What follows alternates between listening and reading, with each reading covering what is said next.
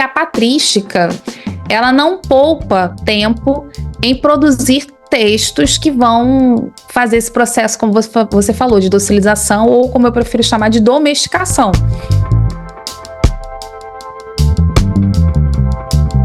As mulheres, elas aparecem também com força dentro da documentação do gênero martirológico, como ficou conhecido, ou seja, esses textos que falam sobre martírios. A gente, inclusive, tem o martírio de perpétua e felicidade, que os pesquisadores apontam que extratos ali daquele martírio seria da própria perpétua. Isso é um detalhe interessante, pensar em autoras cristãs. Essas mulheres são muito bem mencionadas dentro desse gênero martirológico. O gênero apresenta mulheres que são mártires, logicamente, e que muitas dessas mulheres não casam. E por que essas mulheres não casam? Não só mulheres, tá, gente? Os mártires também poderiam ser homens e que também têm essas práticas, então, celibatárias. Porque a gente está falando de um movimento cristão que acredita, tá, nessa proximidade dos fins dos tempos ou que são imitadores de Cristo. Então, eles deveriam ter um comportamento, práticas, não só do ponto de vista de restrição sexual, mas também de restrição alimentar, que os fariam uma espécie de novos cristos, tá? Isso é um detalhe interessante porque isso vai abrir espaço para algumas vertentes dentro do cristianismo. Por exemplo, ele abre espaço também para a formação dos monastérios. Um outro ponto que também é importante é que a gente observa que esse cristianismo ele está muito próximo também de práticas de cristianismos gnósticos. Por exemplo, para além do gênero martirológico, desses textos de martírios, você também encontra muito esses mártires dentro dos atos gnósticos. Você tem o Atos de André, por exemplo, você tem o Atos de Filipe, você tem o Atos de João, em que há uma constância ali de restrição alimentar e restrição sexual. Então, por isso que elas não casam. A própria Tecla, por exemplo, que eu cito no meu livro Mulheres no Cristianismo Paulino, em Atos de Paulo e Tecla, ela estava noiva, mas depois que ela conhece o Paulo, ela decide não casar para poder viajar, virar uma apóstola, né? Uma apóstola a partir de Paulo. O interessante é que ela se auto-batiza, dando origem a esse movimento paulino em que uma apóstola vai batizar outras mulheres, né? Então, uma espécie de um apostolado feminino.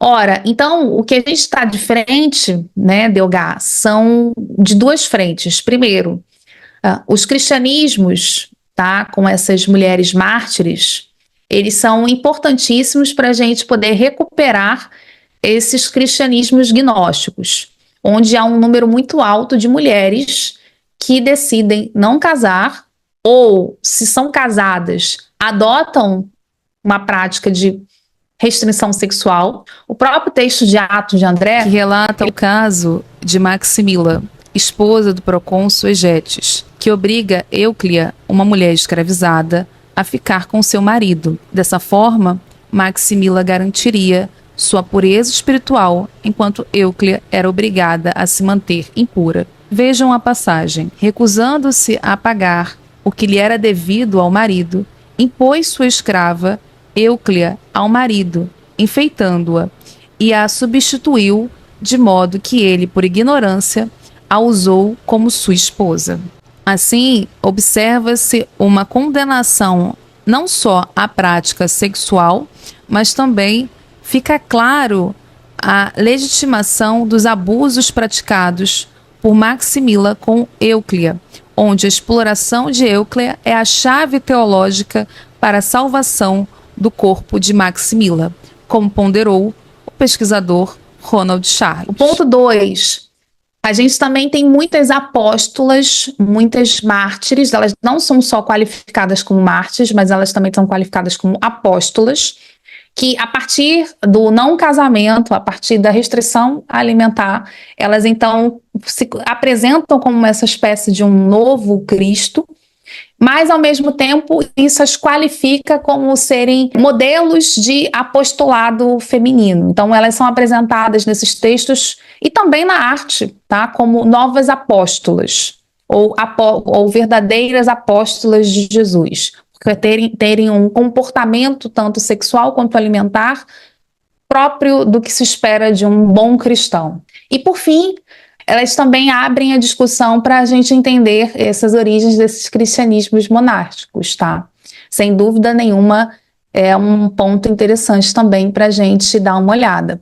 Por exemplo, Delgá, do ponto de vista da materialidade, eu acho muito interessante você olhar para Eubagauat, que é uma comunidade muito provavelmente composta por um alto número dessas mulheres que tinham recursos financeiros, eram ricas e adotavam essas práticas de restrição sexual e alimentar.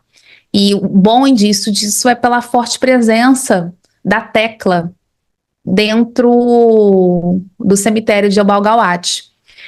E Tecla sempre aparecendo em situações que ou ela está escrevendo, por exemplo, então mostrando que ela é uma mulher letrada, a lembrança do texto de Atos de Paulo e Tecla, que a qualifica como uma mulher da elite, e 2, a lembrança dela quando ela se livra, né, do milagre lá que ela é condenada, jogada na fogueira, e ela se salva.